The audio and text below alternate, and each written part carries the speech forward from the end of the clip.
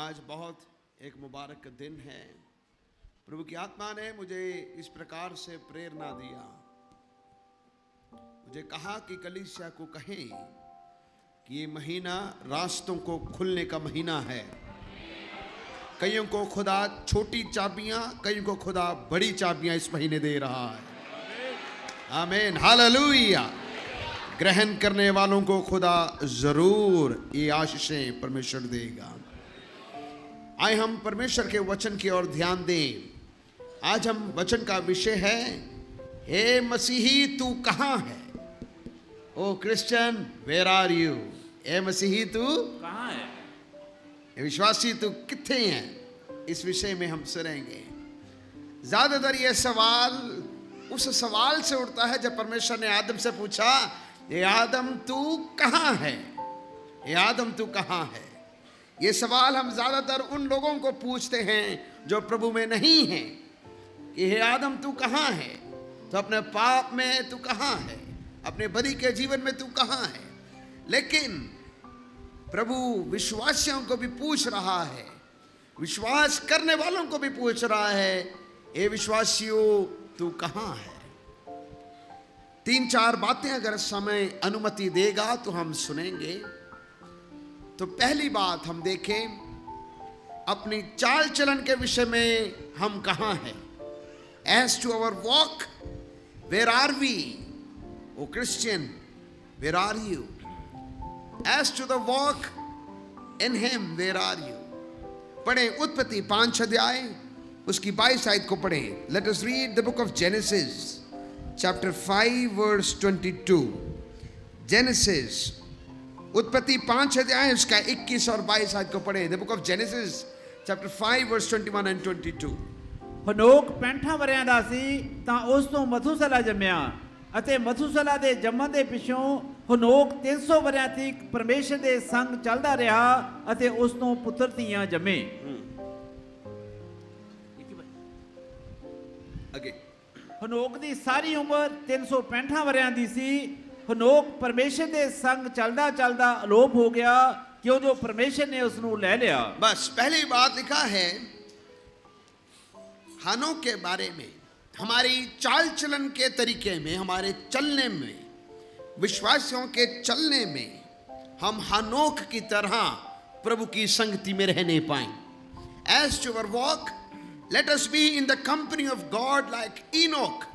जिस प्रकार से हनोक परमेश्वर के साथ साथ चलता था, ये विश्वासियों हम भी परमेश्वर के साथ साथ चलने वाले बने। जब आप हनोक की कहानी को पढ़ते हैं तो बहुत ही ताजुब और हैरानी वाली बातें हैं। हनोक के पास कोई पासवान नहीं, हनोक के पास कोई चर्च नहीं, हनोक के पास कोई विश्वासियों का झुंड नहीं, हनोक के पास उसके लिए प्रार्थना करने वाले लोग नहीं, हनोक के पास उसको उत्साह देने वाले परिवार के जन भी नहीं। लेकिन कैसे वो प्रभु के संग चला, उसने प्रभु की भलाई को देखा, प्रभु की भलाई को देखने के बाद वो प्रभु के संग संग चलता रहा। हम में से बहुत सारे लोग प्रभु की बहुत सारी भलाइयों को देखते हैं, लेकिन भलाइयों को देखने के बाद भी हम पीछे को मुड़ जाते हैं। अगर हम नए नियम के विषय को देखें तो पढ़ें लूक 17 वर्स 32, लूका की इंजील 17 अध्याय और उसका 32वीं आयत को पढ़ें। लूका की इंजील 17 अध्याय उसकी 32 आयत को पढ़ें। Luke 17 verse 32। लूत दी तीमी ਨੂੰ ਚੇਤੇ ਰੱਖੋ। बस लिखा है, remember the wife of lot. लूत की पत्नी को क्या रखना, याद रखना। आप सब लूत की पत्नी के विषय में जानते हैं। लूत की पत्नी का गुनाह क्या था, बोलो। वो पीछे मुड़ के देखे। अगर आप लूत के जीवन को भी, अब्राहम के जीवन को भी, लूत की पत्नी के भी मौके को देखें तो लूत की पत्नी के पास एक विशेष मौके थे, खास अधिकार थे उसके पास। कैसे? उसकी शादी एक ऐसे मुबारक परिवार में हुई जो प्रभु को जानते थे। पहले तो नहीं जानते थे, लेकिन जब से उन्होंने प्रभु को जाना तो एक मुबारक खानदान में उसकी शादी हुई। कैसे? उसका पति के बारे में पतरस की पत्री में लिखा है कि धर्मी व्यक्ति था, और अब्राहम उसका अंकल था। अब्राहम विश्वासियों का पिता कहलाया गया। कितना सौभाग्य वाला घर है जहां पर परमेश्वर ने जब अब्राहम को आवाज दिया कि यहां से निकल, मूर्ति पूजा को छोड़ो और निकलो उस देश की ओर जो मैं देश तुमको दिखाऊंगा, तो लूत भी निकला, लूत की पत्नी भी साथ निकली, और उन्होंने हर एक प्रकार के उतार चढ़ाव सब कुछ देखे, लेकिन उन्होंने खुदा के जलाल को भी देखा। नंबर 2, विशेष अधिकार कैसे थे उसके पास। लूत की पत्नी इतनी मुबारक थी कि जैसे मैंने पहले बोला, हनोक के पास ना कोई चर्च है, ना कोई लोग हैं, ना कोई प्रार्थना करने वाले लोग हैं, लेकिन परमेश्वर आमने सामने होकर उनके साथ बातें करता था। कितना मुबारक आपका भी समय है अगर आपकी शादी एक धर्मियों के परिवार में हुई, अगर आपके परिवार में लोग प्रभु को जानने वाले लोग हो, तो इससे बढ़कर खुशी की बात और कोई भी नहीं है। परमेश्वर आपसे मुखोमुख बातें करता है, इससे बढ़कर और कोई बात नहीं है। उसके पास अधिकार कैसे रहे, विशेष खास सौभाग्य कैसे रहा। जब परमेश्वर सदोम और अमोरा को नाश करने के लिए जा रहा था, तो परमेश्वर ने खुद उतरकर इनको बचाने का यत्न किया, इनको बाहर निकाला, हाथ पकड़कर बाहर निकाला, लूत को बाहर निकाला। निकलते समय लूत की पत्नी भी साथ थी। लेकिन ध्यान से सुने, विश्वासियों के घरों में रहने से आपकी जान बच जाएगी ऐसा कभी ना सोचना।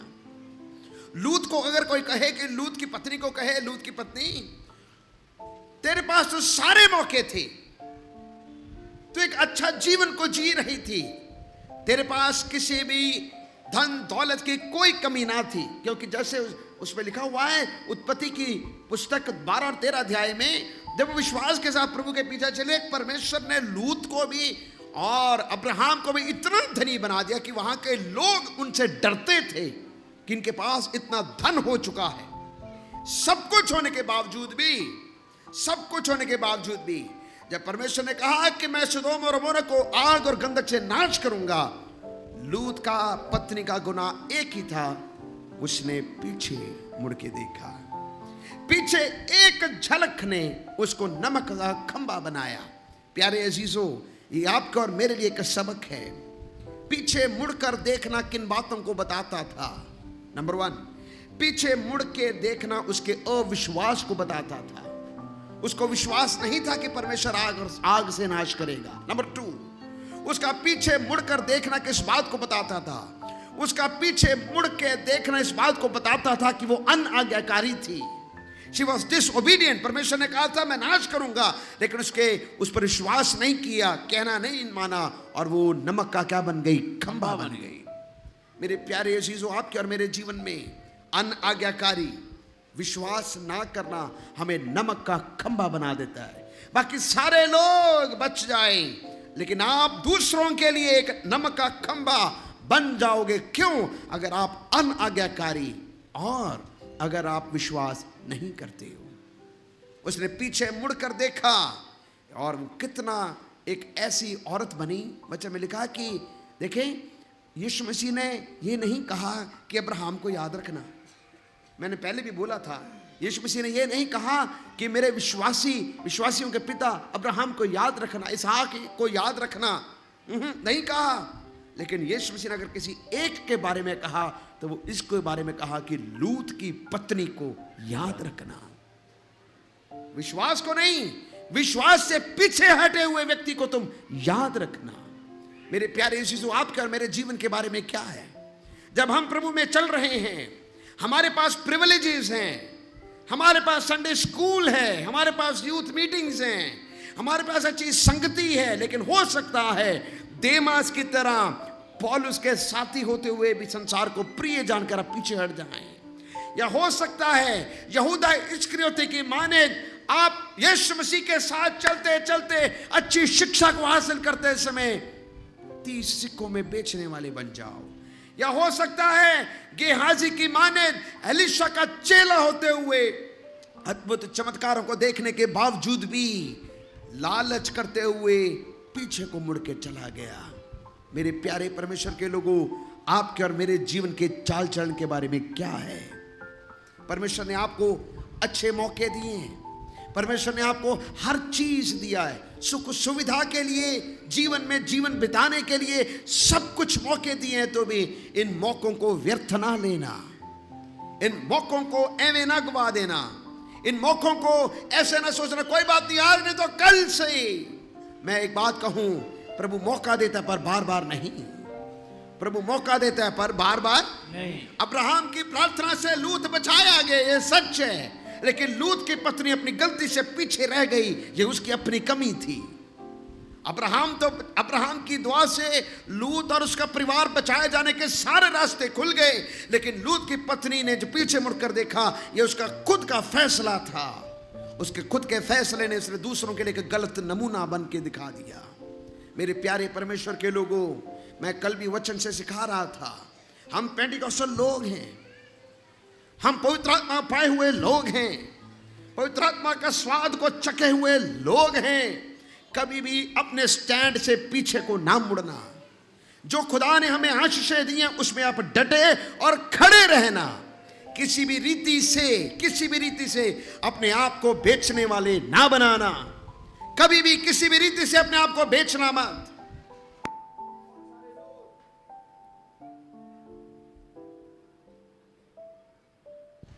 बहुत सारे लोग जब इन दिनों में एडमिशन्स का समय आता है, फीस कम कराने के लिए दूसरे चर्च के मेंबर बन जाएंगे, उस चर्च के मेंबर बनेंगे जो मूर्ति पूजा में लगे होते हैं।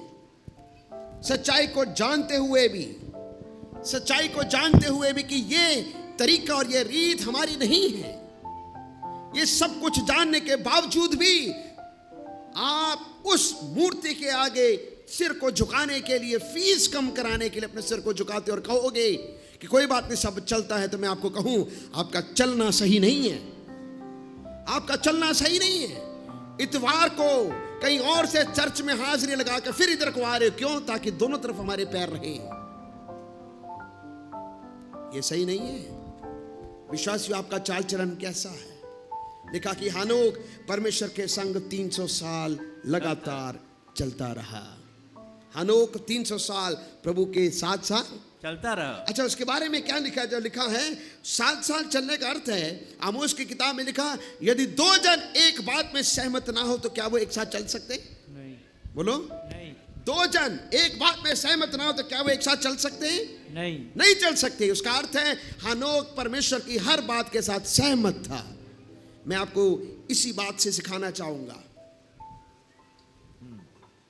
अगर परमेश्वर ने आपको बच्चे दिए हैं तो बच्चों को पढ़ाने के लिए खुदा शक्ति भी आपको देगा। जी बोलो। जे खुदा ने तुहानू बच्चे दिते ने तो खुदा तुहाडे बच्चों को पढ़ाने के लिए शक्ति भी देवेगा। फिर अपने आप नू, अपने ईमान नू किसी भी रीति दे नाल गवाना नहीं। अपने ईमान नू किसी भी रीति नाल गवाना नहीं। बोलो। गवाना नहीं। जद असी हनेरे च सी हनेरे वांगू काम कीते, पर जदों सानू सच्चाई दा पता लग्या उस तो बाद कांटा, उस तो बाद नहीं। इस तरह असी मुड़ मुड़ के पिछे नू नहीं जावांगे। Hallelujah, hallelujah, hallelujah, hallelujah. हनोक के बारे में जो लिखा है कि हनोक परमेश्वर के संग संग चलता रहा। आप अपने और अपने जीवन के चाल चलन के बारे में देखें। नंबर 2, आराधना के विषय में आप कहां हैं?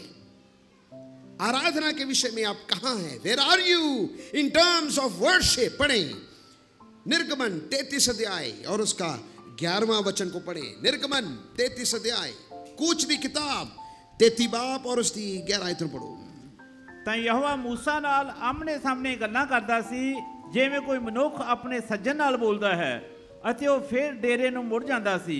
ਪਰ ਉਸ ਦਾ ਇੱਕ ਗੱਭਰੂ ਸੇਵਾਦਾਰ ਨੂਨ ਦਾ ਪੁੱਤਰ ਯਹੋਸ਼ੂਆ ਤੰਬੂ ਦੇ ਵਿੱਚੋਂ ਨਾ ਹਿਲਦਾ ਸੀ। बस दूसरा लिखा, as to worship in the holy place of separation। यहोवा मूसा के साथ आमने सामने होके गल्लां करदा सी, जिवें कोई मनुख अपने सज्जन दे नाल की करदा है, बोलदा है। ते लिखिया ਉਹ ਫਿਰ ਡੇਰੇ ਨੂੰ ਮੁੜ ਜਾਂਦਾ ਸੀ। ਇਹਦਾ अर्थ है मूसा आराधना के लिए अपनी जगह अलग रखा और उसके बाद वो वापस अपने डेरे में क्या करता था, आता था। आपके और मेरे आराधना को हम थोड़ा सा बदलें। मैं अपने बारे में भी बोल रहा हूं और मैं अपने जीवन के बारे में, जब मैं प्रचार कर रहा हूं तो मैं अपने जीवन के बारे में भी सोचता हूं और ये फैसला मैं खुद भी लेता हूं, आपको भी लेना जरूरी है।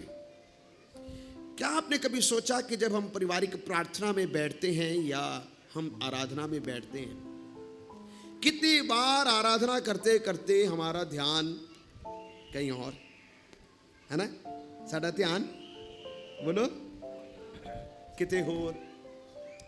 कई बारी घर दे विच भी बैठते बैठते गल्लां, असी बाइबल पढ़ रहे होवांगे, दुआ करें, फिर विचे गल्लां स्टार्ट हो जांदियां, कोई इधरों की गल करती, कोई इधरों।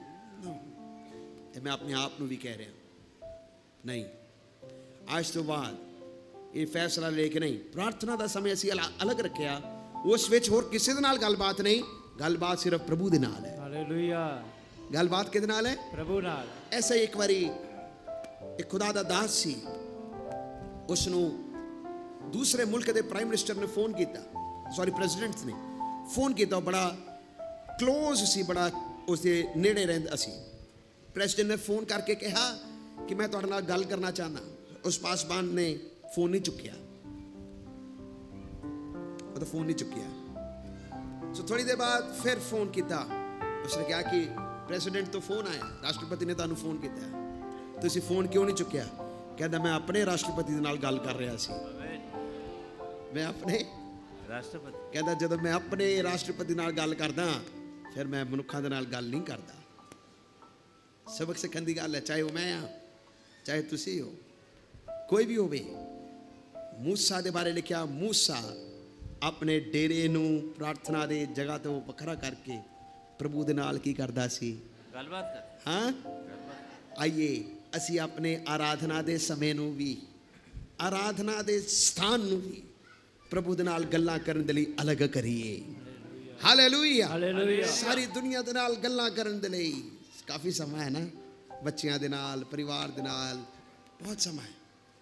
प्रभु पूछ रहा है कि तुसी मेरे नाल गल्लां करन दे लई तैयार हो? और वचन च लिखा कि जब मूसा परमेश्वर के साथ बातें करता था तो पहाड़ से जब नीचे उतरा तो लिखा कि मूसा के चेहरे पर परमेश्वर का नूर था। बोलो नूर था। वो नूर कैसे आया? क्योंकि वो परमेश्वर के साथ बातें करके आया। वो परमेश्वर के साथ बातें करके, बोलो बातें करके। सुबह के समय आप परमेश्वर के साथ बातें करें, परमेश्वर का नूर सारा दिन आपके चेहरे पर चमकने पाए। आमीन। Hallelujah, hallelujah. तीसरी बात, आए हम पढ़े, वचन से पढ़े, पहला तिमोथियस 2 अध्याय और उसका 8वें वचन को पढ़े। 1 Timothy chapter 2 verse 8, पहला तिमोथियस 2 अध्याय उसका 8वां वचन। पर जे कोई अपने ਲਈ ਅਤੇ ਖਾਸ ਕਰਕੇ ਆਪਣੇ ਘਰਾਣੇ ਲਈ ਅੱਗੋਂ ਹੀ ਤਰੱਦਦ ਨਹੀਂ ਕਰਦਾ ਤਾਂ ਉਹ ਨਿਸ਼ਚੈ ਤੋਂ ਬੇਮੁਖ ਹੋਇਆ ਅਤੇ ਬੇਪ੍ਰਤੀਤੇ ਨਾਲੋਂ ਵੀ ਬੁਰਾ ਹੈ। नहीं, पहला तिमोथियस 2 ਉਹਦੀ 8 ਉਪਰੰਤ ਮੈਂ ਇਹ ਚਾਹੁੰਦਾ ਹਾਂ ਕਿ ਪੁਰਖ ਸਭਨੀ ਥਾਈਂ ਕ੍ਰੋਧ ਅਤੇ ਵਿਵਾਦ ਤੋਂ ਬਿਨਾ पवित्र हाथ अड के प्रार्थना करना। हाँ, लिखा है, कुछ लोग सवाल पूछते हैं कि हाथ ने उठा के दुआ करनी चाहिए, मन से दुआ नहीं कर सकते। तो बाइबल में लिखा अपने पवित्र हाथ को उठा के क्या करें? प्रार्थना करें। लिखा कि मैं चाहता हूं कि भाई सारी बातों में क्रोध और लड़ाई से बिना पवित्र हाथों को उठा के क्या करें? प्रार्थना करें। आपके और मेरे प्रार्थना के विषय में क्या है? Where are we in terms of the prayer? मैंने एक छोटे से बच्चे को, छोटा बच्चा तो नहीं है, 13-14 साल का लड़का है, उसको कुछ देर सैटरडे के समय मैंने सुबह प्रार्थना में बिठाया और उसको मैंने कहा बेटे प्रार्थना करो। मैंने कहा मैं भी आपके साथ दुआ करूंगा, आप भी मेरे साथ दुआ करें। तो 2 मिनट प्रार्थना के बाद उसकी प्रार्थना खत्म हो गई। उसके बाद मैंने प्रार्थना समाप्त किया, उसको मैंने पूछा, मैंने कहा बेटे आप प्रार्थना बहुत कम करते हो। कहता पास्टर जी मेरा मन नहीं लगता प्रार्थना में, मन नहीं लगता। मैं सोचता हूँ कि ये बात बहुत सारे भाई बहनों का होगा। उस बच्चे का नहीं, बड़े सारे लोगों का ये विषय होगा क्या, मन नहीं लगता, कि प्रार्थना में मन नहीं लगता, मन लगाना पड़ता है, मुंह खोलना पड़ता है, मन बोलो, रोना पैंदा है, मन लगाना पड़ता है, मुंह खोलना पड़ता है। प्रार्थना के लिए मुंह को खोलना पड़ता है। जैसे जैसे आप मन लगाएंगे आपकी प्रार्थना के विषय और बढ़ते जाएंगे। अब यहां पर भी आए हैं, बहुत सारे लोगों का मन नहीं लगता होगा, है ना, पर आप विश्वासियों, हमारे पास एक ही हथियार है और कोई दूसरा हथियार है ही नहीं। ये भी याद रखें, एक ही हथियार है। कोई समस्या हो तो हम सिर्फ प्रभु के आगे ही प्रार्थना कर सकते हैं और किसी मनुष्य के आगे प्रार्थना कर नहीं सकते, किसी मनुष्य के तरले भी नहीं कर सकते, सिर्फ और सिर्फ प्रभु के आगे प्रार्थना कर सकते हैं। तो अगर यही हथियार हमारे हाथ में है तो आपके विषय में प्रार्थना का उत्तर क्या है, आपका प्रार्थना का स्टेटस क्या है, आपका प्रार्थना का लेवल क्या है। प्रभु आपसे और मुझसे भी पूछ रहा है, हे विश्वासी, आप अपना नाम लेके पूछें। मैं अपना नाम लेके पूछता हूं, आशीष तो प्रार्थना के विषय में कहां है। आप अपना नाम लेके पूछें और अपने आप को कहें कि मैं कहां पर हूं, वेयर एम आई, मैं कहां पर हूं। आखिरी बात, रसूलों के कर्तव्य 6 अध्याय, रसूलों के कर्तव्य, acts of the apostles chapter 6 और उसकी 15 आयत को पढ़ें। ਜਾਂ ਉਹਨਾਂ ਸਭਨਾਂ ਨੇ ਜਿਹੜੇ ਮਹਾਸਭਾ ਵਿੱਚ ਬੈਠੇ ਸਨ ਉਹਦੀ ਵੱਲ ਧਿਆਨ ਕੀਤਾ ਤਾਂ ਉਹਦਾ ਮੂੰਹ ਦੂਤ ਦੇ ਮੂੰਹ ਵਰਗਾ ਡਿਠਾ। बस अब 7 अध्याय और उसकी 59 और 60 आयत को पढ़ें। ਸੋ ਉਸਨੇ ਇਸਤੀਫਾਨ ਨੂੰ ਪਥਰਾ ਕੀਤਾ ਜੋ ਬੇਨਤੀ ਕਰਦਾ ਅਤੇ ਇਹ ਆਖਦਾ ਸੀ ਕਿ हे ਪ੍ਰਭੂ ਯੀਸ਼ੂ ਮੇਰੇ ਆਤਮਾ ਨੂੰ ਆਪਣੇ ਕੋਲ ਲੈ ਲੈ। ਫਿਰ ਉਹ ਗੋਡੇ ਟੇਕ ਕੇ ਉੱਚੀ ਬੋਲਿਆ ਕਿ हे ਪ੍ਰਭੂ ਇਹ ਪਾਪ ਉਹਨਾਂ ਦੇ ਜੁਮੇ ਨਾ ਲਾ ਅਤੇ ਇਹ ਕਹਿ ਕੇ ਉਹ ਸੌਂ ਗਿਆ ਔਰ ਸੌਲਸ ਉਸ ਦੇ ਮਾਰ ਦੇਣ ਉਤੇ ਰਾਜੀ ਸੀ। बस मैं आखिरी बात बोल रहा हूं, सामर्थ के विषय में आप कहां पर हैं, as to the power where are you. सामर्थ के विषय में, शक्ति के विषय में आप कहां पर हैं। नए नियम की कलीसिया, रसूलों के कर्तव्य 6 अध्याय में हम पढ़ते हैं, जब कलीसिया बढ़नी स्टार्ट हुई तो लिखा चेले बहुत बढ़ गए। जब चेले बढ़ने स्टार्ट हो गए तो कलीसिया में बड़ी गड़बड़ियां स्टार्ट हो गई। मैं कल भी इसके विषय में सिखा रहा था, जैसे कि एक परिवार में जो घर के मैंबर वध जाते हैं तो भांडे खड़कते हैं ना, बोलो, जब घर के मैंबर ਵੱਧ ਜਾਣ, ਵਧने स्टार्ट हो जाता है, कोई ना कोई बर्तन खड़कते, फिर आवाजा आनी स्टार्ट हो जाए, कोई इधरों की आवाज, कोई इधरों की आवाज, कोई इधरों की सिर फड़ लिया, कोई इधरों की सिर फड़ लिया, कोई इधर की गल। तो नैचुरल है, घर दे जे 4 तो 5 जी हो जान तो कुछ ना कुछ होएगा। तो कलीसिया दे जिवें गिनती बढ़ती जाएगी, कुछ ना कुछ हलचल चलती रहेगी। सो नए नियम के कलीसिया में भी ऐसा ही हुआ। एक झुंड ने कहा, दूसरे झुंड के बारे में कहा कि ये हमारी बहनों का, विधवाओं की सुधि नहीं लेती। तो संतों ने कहा, प्रेरितों ने कहा कि ये बात अच्छी नहीं कि हम वचन की सेवकाई और प्रार्थना को छोड़कर खिलाने पिलाने की सेवा में लग जाएं। 6 अध्याय में लिखा, ये काम अच्छा नहीं है कि हम वचन की सेवकाई और प्रार्थना की सेवकाई को छोड़कर खिलाने पिलाने की सेवा ਵਿੱਚ ਲੱਗੇ ਰਹੀਏ। 6 की 2 आयत में लिखा है, लिखा 12 चेलों ने संगत दे कोल सद के आख्या ये चंगी गल नहीं जो असी परमेश्वर का वचन छड़ के खिलाउन पिलाउन दी टहल करिए। सो उन्होंने कहा 7 बंदे चुनो। कितने? 7 ਬੰਦੇ। 7 बंदे चुनो। लिखा कि उनकी क्या क्वालिफिकेशन है, योग्यता की सी 7 ਬੰਦਿਆਂ ਨੂੰ ਚੁਣਨ ਦੀ। या मैं आम शब्दां च कहा 7 कलीसिया दे विचों प्रधानां ਨੂੰ चुनो, डीकन्स। योग्यता की लिखा उन्हां विचों 7 नेक नाम आदमियां ਨੂੰ ਜਿਹੜੇ आत्मा ते बुद्ध नाल भरपूर होण चुनो, भाई असी उन्हां ਨੂੰ इस काम उत्ते ठहराइए। वो 7 नेक नाम बंदे जिन्हां दी गवाही अच्छी है, ਜਿਹੜੇ आत्मा दे नाल भरपूर हैं और जो बुद्ध के साथ भरपूर है, उन्हें दूसरी सेवकाई सेवा करने के लिए चुना गया। खिलाने पिलाने की सेवा हो सकती है, मैनेजमेंट की सेवा हो सकती है, राशन खरीदने की सेवा हो सकती है, लंगर में लाइनें लगाने की सेवा हो सकती है, बर्तन सफाई की सेवा, जो भी कलीसिया में उस समय के अनुसार जो भी समस्याएं थी, कहा कि सेवकों को छोड़ो, हम 7 बंदों को चुनो। योग्यता क्या थी? नेक नाम में नेक नाम, मतलब कलीसिया में अच्छी गवाही हो। प्रधाना ने चुनन दी गवाही की सी, नेक योग्यता की सी। नेक नेक नाम नाम, ਉਹਨਾਂ ਦੀ ਕਲੀਸਿया ਦੇ ਵਿੱਚ अच्छी गवाही, अच्छी गवाही। नंबर 2 लिखा आत्मा से, ਭਰਪੂਰ ਹੋਣ, पवित्र आत्मा से। ਭਰਪੂਰ ਹੋਣ, नंबर 3 बुद्ध नाल की हुए भरपूर हो। भरपूर हों। अच्छा, बड़े ध्यान से सुनना। ये प्रधानों को जो चुना गया, इसमें से एक व्यक्ति था, उसका नाम था स्टीफानोस को चुना गया। 8वें अध्याय में लिखा वो कृपा और शक्ति के साथ भरपूर होके लोगों में अचंभे निशान लोगों में काम कर रहा था। देखें, उसकी प्रमोशन हो रही है। आज भाई नवीन ने गवाही दी कि मेरी प्रमोशन हुई। उधर दे लोगों की प्रमोशन किस तरह हो रही सी? पहले खिलान पिलान की सेवा तो शुरू हुई नीचे, ठीक है। हो सकता झाड़ू भी मांजते होने, झाड़ू भी लगाते होने, बर्तन भी साफ सफाई करते होने। फिर प्रमोशन किस तरह हुई? लिखा और शक्ति नाल भरपूर होके ਵੱਡੇ ਅਚੰਭੇ ਅਤੇ ਨਿਸ਼ਾਨ ਲੋਕਾਂ ਵਿੱਚ ਕਰਨ ਲੱਗ ਪਿਆ। कौन? स्टीफानोस। आत्मिक सेवा की प्रमोशन सीधा कुर्सी नहीं है। उन्हां दी प्रमोशन नीचे तो है। आमीन। समझ रहे हो?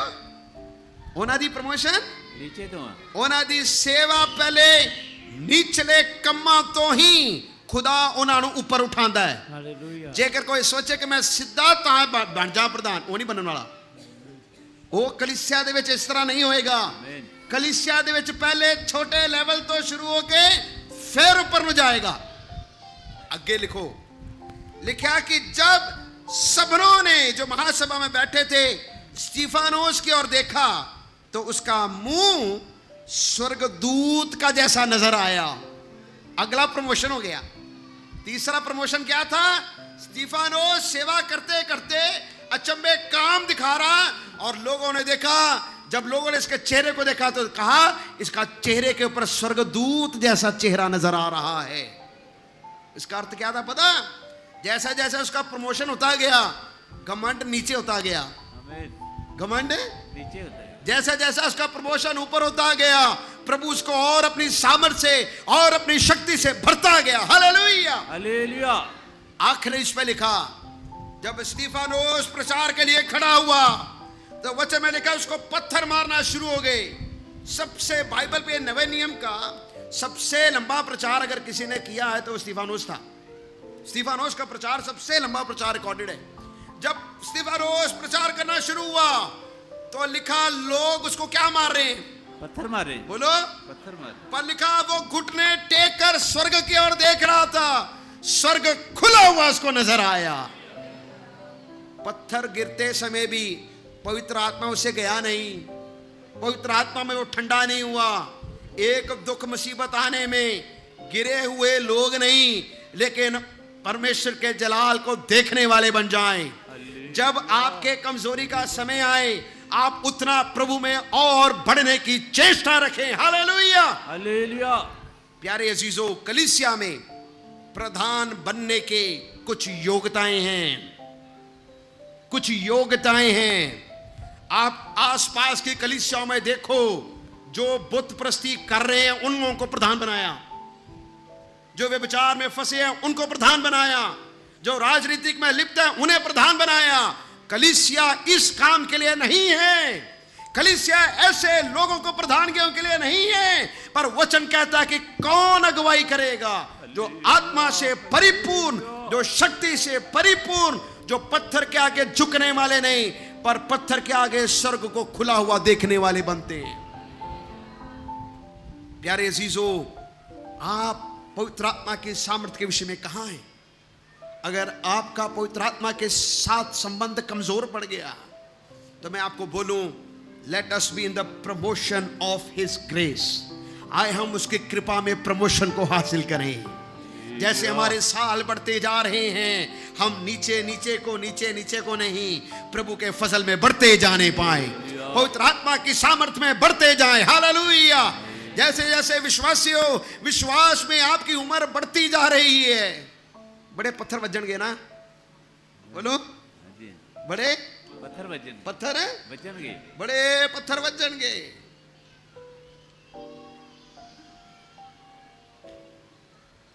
एक भैन ने मैनू फोन किया, कहते मेरे बेटा गालां कढ़दा। पहले चर्च आंदे सी, फिर कई साल कुछ देर हो गए हट गए। मैं उन्होंने पति ने पूछा, मैं कहा भैन जी किधर गए? कहते मैं उन्होंने कहा अगे तो 7-8 कलीसिया बदल चुकी हैं, हुण ते टिक जा।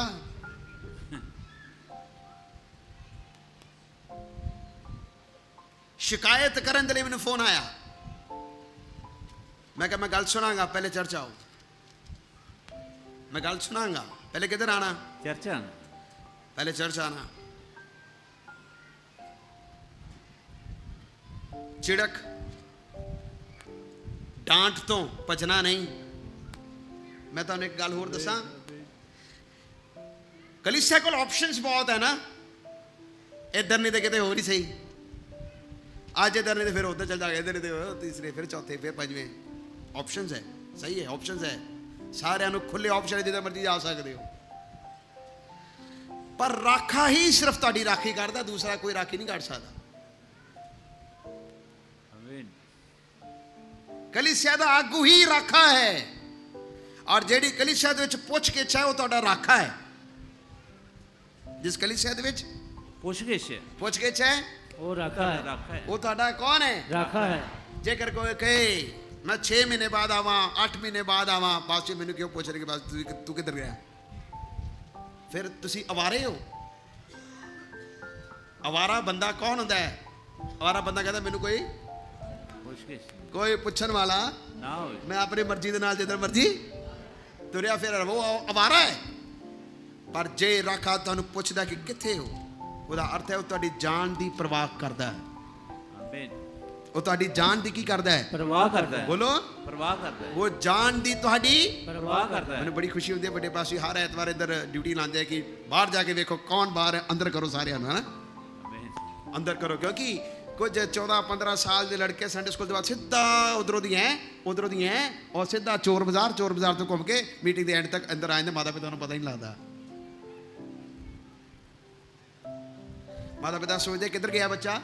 संडे क्लास संडे स्कूल के बाद किधर बैठ गया? ਬਾਹਰ ਬੈਠ पीछे बैठ गया। पीछे नहीं बैठा, वो उधरों दी हो गया उधर, उधरों दी इधर, इधरों दी उधर, उधरों दी घूम के फिर अंदर। इस करके राखा कहता है कि एक ड्यूटी बाहर लाओ, जिहड़े बाहर गए अंदर लियाओ। सो जे माता पिता हो तुहाडे बच्चों नूं कहा कि अंदर रहना, बुरा तुसीं नहीं मनना। ओके? क्यों? राखे दा काम है राखी करना। राखे दा काम है, ਰਾਖੀ ਕਰਨਾ राखे दा काम है राखी करना। स्टीफानोस जिवें जिवें उहदी उम्र बीतदी गई, वो सामर्थ्य विच वधदा गया, वो शक्ति विच वधदा गया। क्यों? क्योंकि वो रसूलां दे अधीन रहा, वो कलीसिया दे विच रहा। सो विश्वासी अपने आप नूं जांचो, मूल्यांकन करो। तुसीं और मैं भी मूल्यांकन कर रहे हैं अपनी चाल दे अनुसार असीं किधर हां। एज पर द वॉक कि असीं हनोक दे वांगू चल रहे हैं?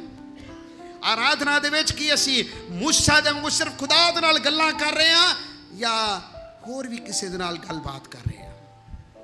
नंबर 3, प्रार्थना दे विच कि असीं दानियल दे वांगू या तिमोथियस नूं जिवें पौलुस ने कि अपने हत्थां नूं उठा के प्रार्थना करना, साडी प्रार्थना दा लेवल कित्थे तक है? खुदा तुहानूं और मैनूं भी पूछ रहा है।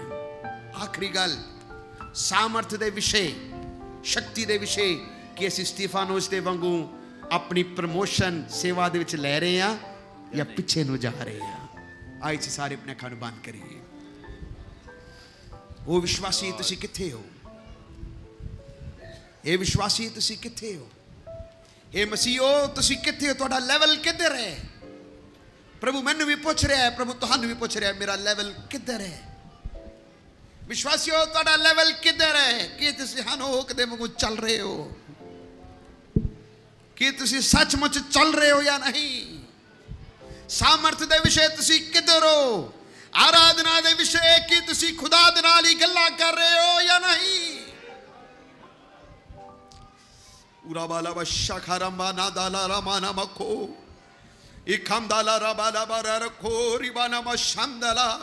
प्रार्थना करो, आराधना करो, वो अच्छा है कितना भला है।